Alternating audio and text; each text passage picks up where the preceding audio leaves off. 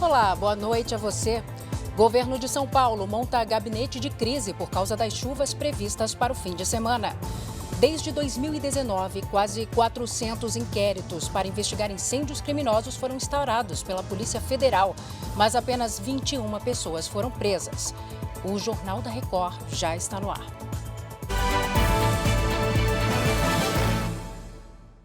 Oferecimento: Crédito Bradesco. Dinheiro na hora em 3 cliques pelo app. O governo de São Paulo vai montar, a partir desta sexta-feira, um gabinete de crise. O objetivo é garantir atendimento à população em caso de uma emergência causada pelas chuvas previstas para este final de semana. Vamos falar com a Caterina Schutt. Caterina, boa noite. Como é que isso vai funcionar? Oi, Salsi, boa noite a você e a todos. Olha, esse gabinete de crise vai ser no Centro de Gerenciamento de Emergências, o CGE, aqui na capital paulista. As empresas de energia elétrica vão ter um representante para ter uma comunicação mais ágil e tomar providências caso seja necessário. Por causa do temporal previsto para este final de semana, a Enel pretende mobilizar uma equipe adicional com cerca de 2.400 profissionais para atender possíveis ocorrências. A empresa também vai reforçar os canais de atendimento e disponibilizar 500 geradores para serviços essenciais. De acordo com o IMET, os temporais começam nesta sexta-feira à tarde e podem durar até domingo. Só na capital paulista deve chover em torno de 95 milímetros, mais da metade do esperado para o mês. Também são esperadas ventanias de até 90 quilômetros por hora e a chance de queda de granizo, Salsi. Obrigada, Caterina, pelas informações. Um projeto de lei na Câmara dos Deputados pretende obrigar as concessionárias de serviços públicos de energia a enterrarem as redes de distribuição. O texto é de autoria do deputado Marcelo Crivella, do Republicanos do Rio de Janeiro.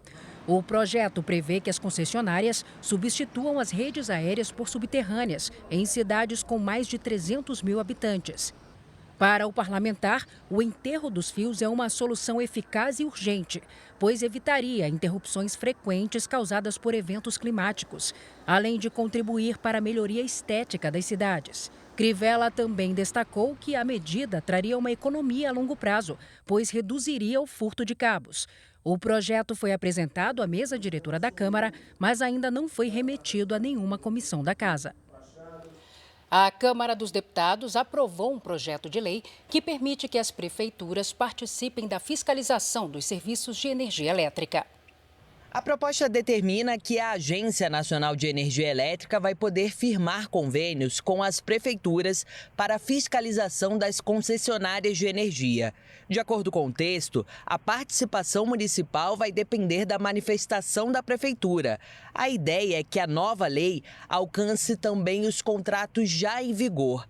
A fiscalização das prefeituras será complementar à da União. Os municípios poderão, por exemplo, verificar se as normas previstas pela ANEEL estão sendo cumpridas. No plenário, o relator do projeto citou o histórico de problemas nos serviços de energia elétrica, como apagões e má gestão. É fundamental e necessário, imprescindível, que ao município caiba exatamente esse papel de fiscalizar. Basta ver o que aconteceu agora recentemente em São Paulo, que ainda hoje temos lá milhares de famílias sem energia. O projeto foi protocolado em abril deste ano, mas ganhou força no Congresso depois que um novo apagão deixou mais de 3 milhões de clientes sem luz em São Paulo. O texto estabelece que, em caso de falhas no fornecimento de energia, a punição será proporcional ao tempo de interrupção no fornecimento do serviço e não poderá ser inferior a 20% da média das faturas cobradas das unidades consumidoras nos 3 meses anteriores ao evento e deverá ser calculada em dobro nos casos em que a interrupção no fornecimento do serviço for superior a 24 horas. O texto agora segue para a votação do Senado. Nós conseguimos agora aprovar por unanimidade na Câmara Federal e vamos trabalhar para que o Senado faça o mesmo, para defender milhões de brasileiros contra empresas incompetentes nesta área de energia elétrica. A Polícia Federal instaurou 383 inquéritos para investigar incêndios criminosos no Brasil, isso desde 2019. E até aqui, apenas 21 pessoas foram presas. Vamos até Brasília falar com a Ariane Bittencourt. Ela traz os detalhes para a gente. Boa noite, Ariane. Boa noite, Salsi. A maioria dos inquéritos apura o crime de provocar incêndio em floresta ou em outras áreas de vegetação, cuja pena é de 2 a 4 anos de prisão, além de multa. Os dados obtidos via a Lei de Acesso à Informação consideram as investigações instauradas de 2019 até 30 de setembro deste ano. Também houve ocorrências enquadradas no artigo que trata de incêndios, que colocam a vida e a integridade física da população em perigo. A PF destacou, no entanto, que nem todos os incêndios supostamente criminosos são investigados pelo órgão, cabendo também às polícias civis a apuração das ocorrências. De 2019 para cá, o estado com maior número de ocorrências foi o Pará, com 50 inquéritos instaurados, seguido por São Paulo e Rio Grande do Sul. Salsi. Obrigada, Ariane, pelos detalhes. Mais um dia de medo para quem usa o transporte público no Rio de Janeiro. Para impedir novamente a ação da polícia, criminosos sequestraram 5 ônibus e usaram os veículos como barricadas. A rotina do passageiro de ônibus no Rio de Janeiro se tornou incerta nos últimos dias. A insegurança fez Monique, que depende do transporte público para ir à faculdade, redobrar a atenção. A gente vai se comunicando para a gente evitar lugares que esteja acontecendo algo desse tipo, tiroteios e tudo mais. Em meio a barricadas em chamas, criminosos sequestraram hoje de manhã 3 ônibus em Costa Barros e na Pavuna, zona norte da cidade. Mais uma vez, os veículos ficaram atravessados como forma de impedir a passagem da polícia. Os agentes faziam uma operação no Morro da Pedreira para combater o roubo de cargas e de carros. Foi o segundo dia seguido de ataques a ônibus por ordem do crime organizado. Foi aqui, em uma das principais avenidas da zona oeste do Rio, que 11 ônibus foram sequestrados esta semana. Além do medo e da violência, esses atos criminosos geraram um prejuízo de 70 milhões de reais em menos de 2 anos às empresas. Essa sequência de acontecimentos, infelizmente, afasta investidores, afasta o turismo e denigre a imagem da cidade do Rio de Janeiro e de todo o nosso estado. Nesta quinta-feira, o patrulhamento foi reforçado na estrada que dá acesso a 3 comunidades da Zona Oeste. Mesmo assim, 2 ônibus também foram sequestrados na Muzema. Entre eles, o que faz um trajeto que passa por Rio das Pedras, considerado o berço das milícias. O controle da região também é disputado por traficantes de drogas. E a população vira refém dessa violência. A gente sai para trabalhar e não sabe se vai chegar em casa. A gente tenta lutar para poder chegar em casa com vida, né? Tá muito difícil. Agora os destaques internacionais. No Oriente Médio, o exército de Israel confirmou a morte do líder do Hamas, que planejou os atentados terroristas de 7 de outubro. Yahya Sinwar foi surpreendido durante uma operação de rotina das tropas de Israel dentro da faixa de Gaza. O terrorista estava ontem neste prédio em Rafah, no sul de Gaza. As imagens de drone mostram Yahya ainda vivo, pouco antes de um míssil atingir o local. A morte do líder do Hamas foi confirmada por exames de DNA e de arcada dentária. O local onde Sinwar foi morto fica a poucos metros do túnel onde 6 corpos de reféns foram encontrados no início de setembro. O corpo do terrorista foi transportado da faixa de Gaza para Tel Aviv, na região central de Israel, e está agora aqui no Instituto Nacional de Medicina Forense. As autoridades ainda não informaram para onde o corpo será levado e se pode ser devolvido para a família. Sinwar era conhecido como o açougueiro de Khan Yunis por causa da violência com que torturava reféns. Ele é considerado o maior responsável por planejar e executar o pior massacre contra civis na história de Israel. Sinwar era o chefe do Hamas em Gaza desde 2017 e assumiu a função de líder político do grupo terrorista depois que Ismail Haniyeh morreu em um ataque na capital iraniana. Em pronunciamento, o primeiro-ministro Benjamin Netanyahu disse que a guerra ainda não acabou e que Israel vai avançar com força total até que todos os reféns sejam libertados. O presidente americano Joe Biden declarou que hoje é um bom dia para Israel, para os Estados Unidos e para o mundo. Depois da morte de Yahya Sinwar, parentes dos sequestrados foram às ruas em Israel e pediram um acordo imediato.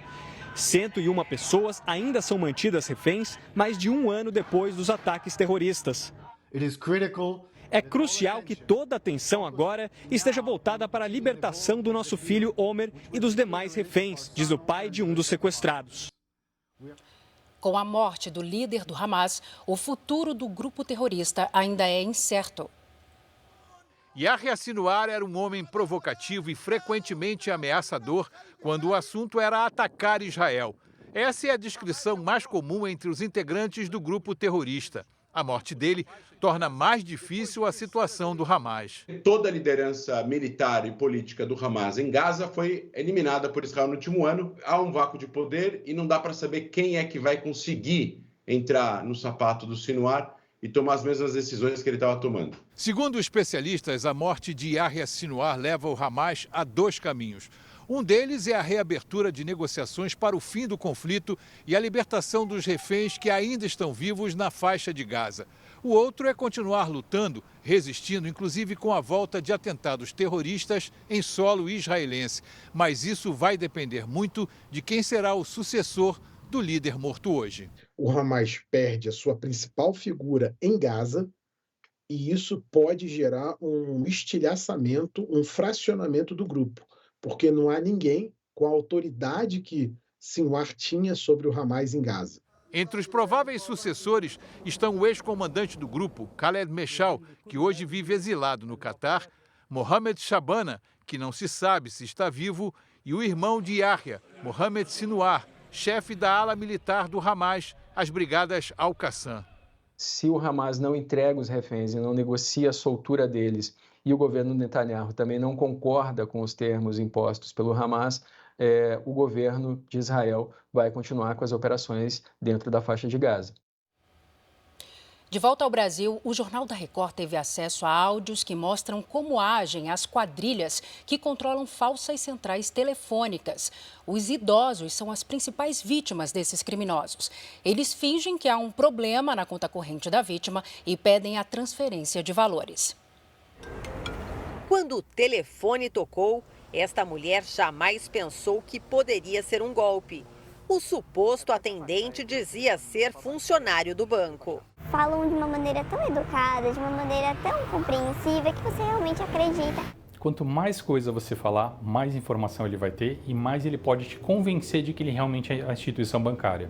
O Jornal da Record teve acesso a áudios que mostram como criminosos atuam em falsas centrais telefônicas. A gente vai induzir ele mesmo a fazer a transação, entendeu? Com os dados do cliente, eles traçam o plano. Tem 44 de pessoal, mais 50 e poucos de saldo e cheque. Um dos criminosos tenta motivar os outros integrantes do grupo. Mesmo nós errando, mas vai ter mais acerto, tá ligado? Porque uma que acerta vale a pena. No celular dos investigados, a polícia encontrou o roteiro do crime. As gravações fazem parte de uma investigação que identificou 6 suspeitos de fazer ao menos 4 vítimas. Para deixar a história mais convincente, a farsa tinha 2 etapas. O primeiro contato era feito por criminosos que diziam ser funcionários do banco. Em seguida, uma pessoa se apresentava como delegado. A falsa atendente finge encerrar a ligação, mas a linha fica presa e ela segue ouvindo tudo que a vítima fala. Tem uma boa tarde. Com alguém, acho que eu desliguei. A mulher tá falando pra ele. Isso é o que, ladrão que estão tentando roubar as coisas do senhor? Com as informações, a quadrilha liga novamente. Desta vez, o criminoso se passa por um falso policial que investiga uma suposta fraude bancária. Fala que o delegado vai ficar ouvindo, tá ligado? O delegado vai ficar averiguando o que as pessoas estão falando. A vítima segue as instruções da quadrilha e acaba transferindo dinheiro para os criminosos. Hoje, com a tecnologia, em muitos casos, a gente acaba fazendo intimações via WhatsApp, por telefone. Mas isso é para a vítima comparecer à delegacia, pura e simplesmente, jamais para fornecer nenhum outro dado por telefone. e muito menos efetuar transação bancária. O delegado que comandou as investigações dá dicas para evitar esse tipo de crime. As armas dos criminosos são os seus dados pessoais no telefone celular. Só que aliado a isso, eles trabalham com uma coisa chamada urgência. Então, o conselho que a gente dá, fuja do imediatismo, da urgência. A Justiça do Rio de Janeiro absolveu os 7 policiais militares acusados da morte do dançarino Douglas Rafael da Silva Pereira, conhecido como DG. Ele tinha 26 anos quando foi encontrado morto na comunidade Pavão Pavãozinho, durante uma operação da Unidade de Polícia Pacificadora em 2014. O policial Walter Saldanha, apontado como autor do tiro que matou o rapaz, foi inocentado. Os outros 6 PMs que respondiam por falso testemunho também foram absolvidos pelo Tribunal do Júri. Terminou o prazo para os clientes sacarem o dinheiro esquecido nos bancos. Quem não retirou os valores precisa ter atenção para possíveis tentativas de golpe. As regras da nova chance para reaver esse dinheiro vão sair em edital do Ministério da Fazenda. Ao todo, mais de 8 bilhões e meio de reais foram esquecidos por pessoas físicas e jurídicas em instituições financeiras. Segundo o Banco Central, foram identificados em redes sociais e aplicativos de troca de mensagens anúncios induzindo pessoas que não reclamaram do dinheiro esquecido nos bancos a acessar sites não oficiais da autoridade monetária. Por isso, o BC tem feito alertas. O único site de consulta e solicitação de devolução do dinheiro é o valoresareceber.bcb.gov.br. Todos os serviços do Valores a Receber são gratuitos. O Banco Central não envia links nem entra em contato para tratar sobre valores ou para confirmar dados pessoais. Somente a instituição que aparece no sistema de Valores a Receber é que pode entrar em contato e nunca vai pedir senha. Por fim, o BC alerta para que o cliente não clique em links suspeitos enviados por e-mail, SMS, WhatsApp ou Telegram. Quando terminar o prazo para recursos, os valores não sacados vão ser transferidos para o Tesouro Nacional. A quantia vai ser usada para compensar a prorrogação da desoneração da folha de pagamento de 17 setores da economia e 156 municípios, aprovada em setembro pelo Congresso Nacional. O ministro do Supremo Tribunal Federal, Flávio Dino, disse que espera que o chamado pacote anti-STF não seja debatido como uma retaliação ao Poder Judiciário. Nos últimos dias, pautas que impactam o funcionamento do Supremo Tribunal Federal avançaram no Congresso Nacional. A Comissão de Constituição e Justiça da Câmara aprovou, num único dia, a limitação de decisões individuais de ministros do STF, a autorização para o Congresso revogar decisões da Corte e alterações na lei de impeachment dos magistrados. As aprovações foram consideradas uma reação a decisões recentes da Suprema Corte.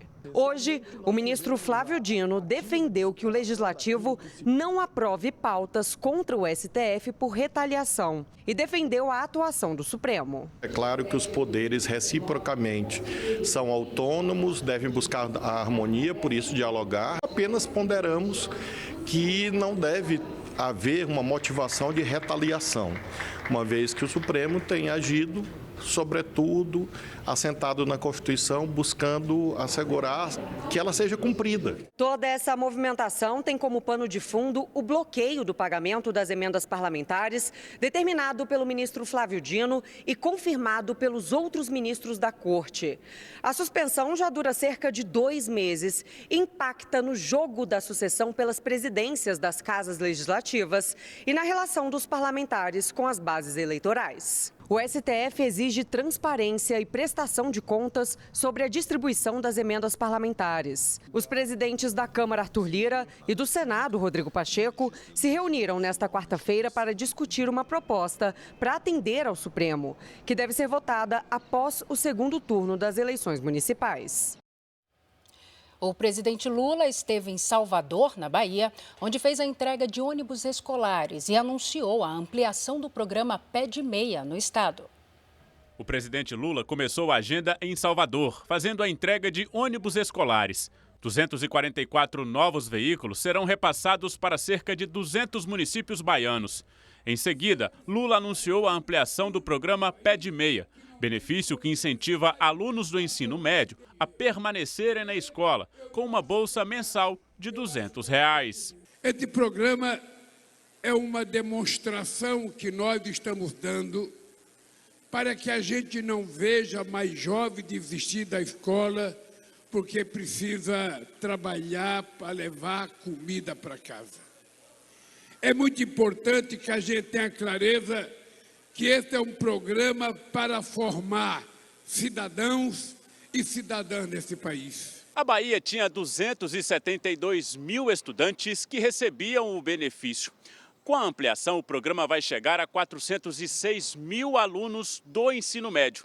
Em todo o país, são quase 4 milhões de beneficiários. Para ter direito ao dinheiro, o estudante deve comprovar frequência e ser aprovado no final do ano letivo. O Pé de Meia deve ser estendido a alunos do programa de ensino para jovens e adultos que estejam vinculados ao Cadastro Único. Eleições 2024. Vamos ver como foi o dia dos candidatos à Prefeitura de São Paulo. O prefeito Ricardo Nunes, do MDB, esteve no Palácio dos Bandeirantes, sede do governo paulista, onde se reuniu com o governador Tarcísio de Freitas, do Republicanos, representantes da Defesa Civil e das concessionárias de energia que operam no estado de São Paulo. Por causa da previsão de temporais e ventos fortes amanhã e no sábado, o governo do estado anunciou a montagem de um gabinete de crise para monitorar o trabalho da Enel aqui na capital e de outras concessionárias no interior, se houver novamente problemas com o fornecimento de energia. O governador e o prefeito não deram entrevistas. Ricardo Nunes divulgou um vídeo em uma rede social. Para tratar de tudo que está acontecendo desde sexta-feira, mas também o alerta da Defesa Civil. Sexta-feira e sábado teremos fortes chuvas e vento. Então preparar tudo, a cidade está preparada por parte da prefeitura, mas cobrar da Enel, essa péssima empresa, que ela também coloque a sua equipe para poder atender a população. Guilherme Boulos do PSOL participou de um evento no centro de São Paulo com a presença de atletas, ex-atletas e representantes de associações ligadas ao esporte. O candidato disse que, se for eleito, vai criar pontos do esporte nas periferias da cidade. Além disso, disse que pretende melhorar as condições dos atuais equipamentos esportivos da cidade e nomear especialistas para a Secretaria de Esporte. O candidato afirmou ainda que vai incentivar projetos para aliar esporte com cultura e educação nas escolas municipais. Depois, Boulos fez uma caminhada também no centro de São Paulo com mulheres. O candidato afirmou que vai investir em políticas públicas voltadas à saúde e ao apoio à mulher. Eu assumi o compromisso de levar a Patrulha Maria da Penha para todos os bairros de São Paulo. E quem agride mulher aqui em São Paulo, a partir de 1º de janeiro do ano que vem, vai ser tratado como criminoso. A gente não vai aceitar e não vai tolerar isso. 24 pacientes ficaram com graves sequelas e alguns perderam a visão depois de passarem por cirurgias de catarata em uma clínica particular no estado do Pará. Dona Albanize estava com catarata e foi encaminhada para esta clínica onde fez a cirurgia. Dias depois, ela perdeu o olho esquerdo. Eu não saio mais de casa, eu não saio mais sozinha. Dependo da minha filha, da minha neta que mora comigo para fazer as coisas. Não consigo mais fazer nada sozinha. Esse fotógrafo fez a mesma cirurgia na clínica e também perdeu a visão do olho esquerdo. Imagina você ser fotógrafo e ver a vida com outros olhos, né? E de repente você ter que se adaptar para não perder o teu trabalho. A clínica particular tem convênio com o SUS e fica no distrito de Icoaraci, região metropolitana de Belém. Segundo a Secretaria de Saúde, 81 cirurgias foram feitas em 2 mutirões, entre junho e julho deste ano. 24 pacientes tiveram infecção nos olhos. O Conselho Regional de Medicina do Pará fez uma vistoria na clínica. Apareceram situações que nos deixaram preocupados, ou seja, a presença de formol em voltas em gases jogados no chão, uma máquina de lavar dentro do centro cirúrgico. A Secretaria de Saúde de Belém autuou a clínica e suspendeu os encaminhamentos para cirurgias. O Ministério Público do Estado investiga o caso. Já a Polícia Civil do Pará apura os crimes de exercício irregular da medicina e venda casada, uma prática ilegal onde um produto ou serviço é vendido sem o interesse do comprador. Em nota, a clínica informou que cumpre os protocolos de prevenção e controle de infecção hospitalar e que colabora com as investigações. Situação parecida aconteceu no Rio Grande do Norte. Na cidade de Parelhas, 15 pessoas foram infectadas por uma bactéria após cirurgias de catarata. 9 perderam a visão. Um inquérito foi aberto e o Ministério Público já ouviu pacientes e profissionais de saúde. Em nota, o Ministério da Saúde manifesta preocupação em relação aos casos mostrados na reportagem. O Ministério reforça ainda que ações de saúde em grande escala, como as campanhas cirúrgicas, devem seguir protocolos de segurança rigorosos. A Ucrânia afirmou nesta quinta-feira que a Coreia do Norte está preparando cerca de 10 mil soldados para combater com as tropas russas. Vamos falar com a Silvia Kikuchi. Silvia, boa tarde para você aí. Olá, Salsi, boa noite a todos. Volodymyr Zelensky já tinha falado na semana passada que a Coreia do Norte estava enviando soldados, mas até então não tinha divulgado os números. Esses 10 mil soldados norte-coreanos estão sendo preparados para ajudar a Rússia em operações por terra. A informação foi revelada depois de reuniões com líderes da União Europeia. Segundo Zelensky, o presidente russo, Vladimir Putin, tenta envolver outros participantes na guerra contra a Ucrânia devido às perdas sofridas pelo exército russo. A mídia ucraniana informou também que 6 oficiais norte-coreanos que combatiam junto aos russos foram mortos durante um ataque com mísseis perto de Donetsk, no leste da Ucrânia. O governo russo negou essas informações. Salsi. Obrigada, Silvia, pelos detalhes. Autoridades da Argentina declararam que o cantor britânico Liam Payne, ex-integrante do grupo One Direction, pulou da sacada do quarto onde estava, em Buenos Aires. Na gravação, o gerente da recepção avisa a polícia sobre a situação. Bueno, tenemos un huésped que está sobrepasado de droga y alcohol, está rompiendo toda la habitación y necesitamos que nos envíen a alguien urgente porque, bueno, yo no sé si corre riesgo la vida del huésped. Os socorristas levaram 7 minutos para chegar ao local, mas não puderam fazer nada. A queda do terceiro andar, de uma altura entre 13 e 14 metros, foi fatal. Uma autópsia preliminar divulgada hoje indica que Liam Payne sofreu várias fraturas e hemorragias interna e externa. O corpo dele foi encontrado num deck com cadeiras e mesas a poucos metros da piscina. A polícia também ouviu 5 testemunhas, funcionários do hotel e 2 jovens que estiveram no quarto até 1 hora antes da tragédia. Nas buscas feitas no quarto, a polícia encontrou bebida alcoólica, medicamentos e vestígios de diferentes substâncias. Fãs cantaram música do grupo e acenderam velas em homenagem ao cantor em frente ao hotel. La verdad que produce una sensación de vacío total. Se imagina que es feliz y de repente, no, lo que uno se entera realmente dice no, él realmente no estaba bien. O grupo One Direction se manifestou em uma rede social. Nossos pensamentos estão com sua família, seus amigos e os fãs que o amavam tanto quanto nós. Nós sentiremos sua falta. Amamos você, Liam. Na Inglaterra, a família de Liam Payne escreveu: Estamos com o coração partido. Liam viverá para sempre em nossos corações. Eleições americanas. Começou nesta quinta-feira, na Carolina do Norte, a votação antecipada para a presidência.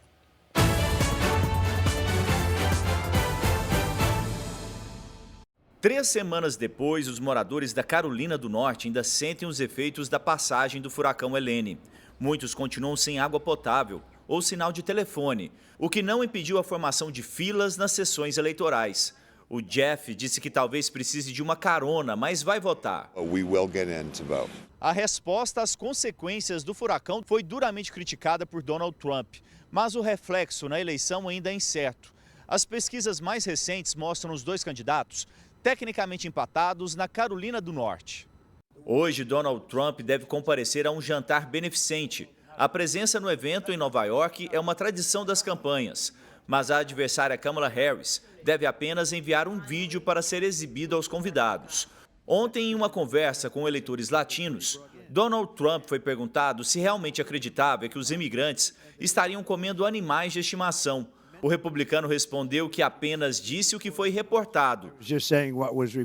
O repórter José Luiz Filho traz os detalhes do dia da candidata democrata. Hoje, Kamala Harris concentrou a campanha em Wisconsin, um dos 7 estados decisivos e que garante 10 votos no colégio eleitoral. Ontem, a democrata falou pela primeira vez à Fox News, canal de notícias conservador e simpatizante de Donald Trump. Segundo a imprensa americana, Kamala aceitou participar da entrevista para falar diretamente aos eleitores que não estão familiarizados com as propostas dela. Em uma das respostas, afirmou que seu governo vai marcar uma virada de página, numa clara tentativa de descolar a própria imagem de Joe Biden. Trump criticou a entrevista e chamou a democrata de mentirosa.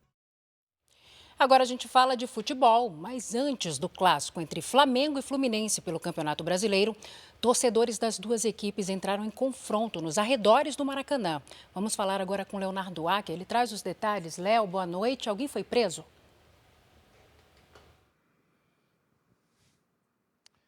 Oi, Salsi. Boa noite para você, boa noite a todos. Olha, 4 pessoas e, de acordo com a Polícia Militar, uma réplica de pistola foi apreendida.